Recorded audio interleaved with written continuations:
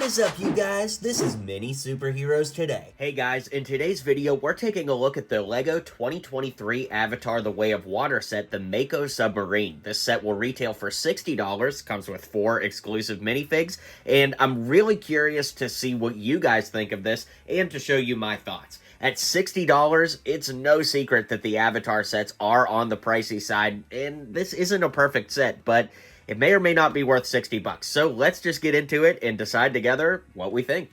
Our first minifigure is Spider, and this figure looks really good. He's got the short, mid-sized legs, which if you're new to this piece, they're shorter legs that allow the figure to be posable, which works really, really well, so I like that a lot. And he does have a reversible head, so of course he has his mask on since he needs that to breathe on Pandora, but overall, it's a really, really nice figure, and I like it a lot. I think this hair would look really good on a Thor minifig, don't you agree? Here we have Neteyam, and forgive me if I got the speech wrong or the pronunciation. I'm trying my best here, guys. Anyways, this is one of the younger Navi, so this is one of Jake Sully's kids. So he's not quite as tall, so that's just as well. But it's a great-looking figure, just not too much to say. Uses the standard Navi hair. You've got the tail on there and a little weapon for him to hold. Not too much to say beyond that, though. The most interesting figure in this set is Nung, and the thing about him is he's got this brand new bow piece. We'll look at the figure, then the bow. So the figure's really nice. If we put it alongside a regular tree person Navi, you can see that they have slightly different skin tones, which is a nice touch. I like that a lot. And we also get this really cool, like, braided piece back here that I think would work really well for a Killmonger custom.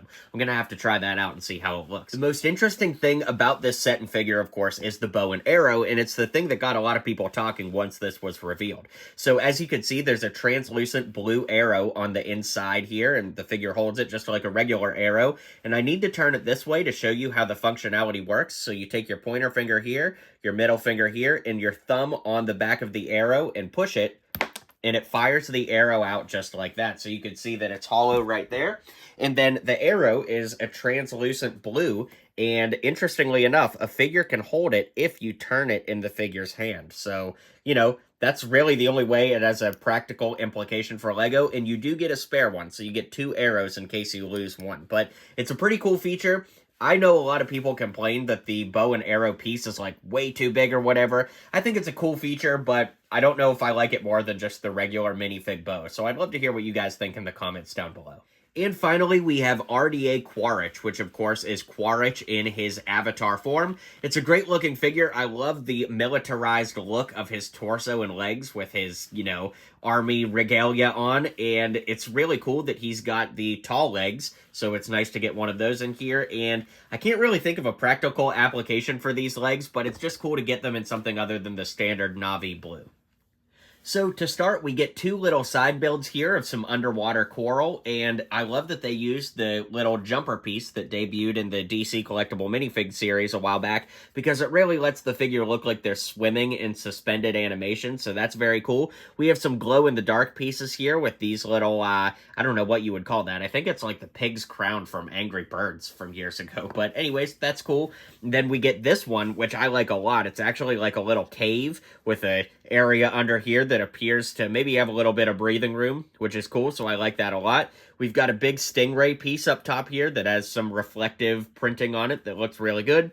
Then, of course, we've got another coral piece here with another jumper, so it looks like the figure's swimming. And along the side, we've got some really great greenery and, you know, growing plants, as well as some of those glow-in-the-dark pieces, and it looks like somewhere along the way I lost the little purple cylinder, but those are supposed to match. Anyways, this is a very cool little build, and honestly, like, this alone, what's in my hand right now, could have been like an Avatar polybag. Wouldn't that have been cool?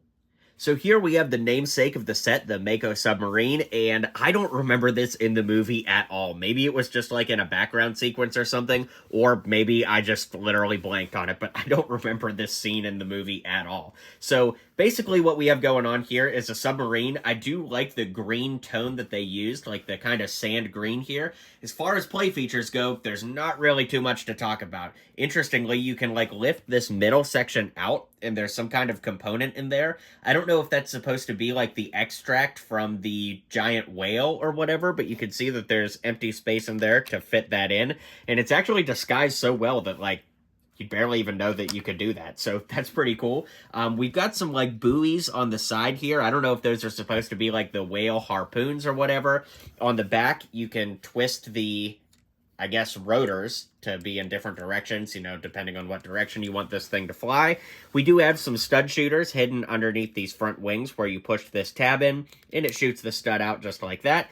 Then we do have a base that it sits on. Interestingly, a lot of our Avatar vehicles, or rather beasts, have had similar things like this. There's only a few Avatar vehicles to begin with, so you can see we get a nice little, you know, reef build, just like the other ones in the series. And then there's a tab right here, or I guess an opening to accept that Technic pin that goes like that, and it sits here.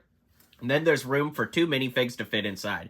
Of course, the box shows us Spider up top, piloting this, which I don't remember that happening in the movie at all, but it's sized that you could put a regular-sized minifig in there, so it's not just Spider size that allows him in there. But on the flip side, the Quark figure has to lay down in here to fit. So basically any minifig would have to lay down. And it really, really drives me up a wall that there's this open space right here. Now, I understand, you know, if they could only get it so close, like with using these canopy pieces, that there's going to be empty spaces, but it's like, come on, guys, this is a submarine. It should be airtight. It's hard for me to suspend my disbelief, you know, that there's like a big opening right here that I could fit my finger through. I just think that that's uncool, especially in a $60 set, and especially in a set that I don't even remember happening in the movie. So anyways, with that being said, let's zoom out and I'll give you my final thoughts. I don't think this one's worth the money, personally.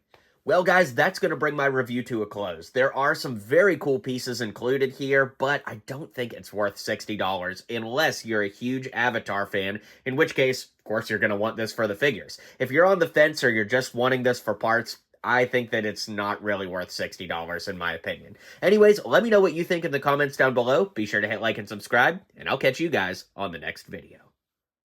Well, you made it to the end of the video. Thanks for hanging out with me today, and don't forget to hit like and subscribe, and maybe check out one of my other videos listed here.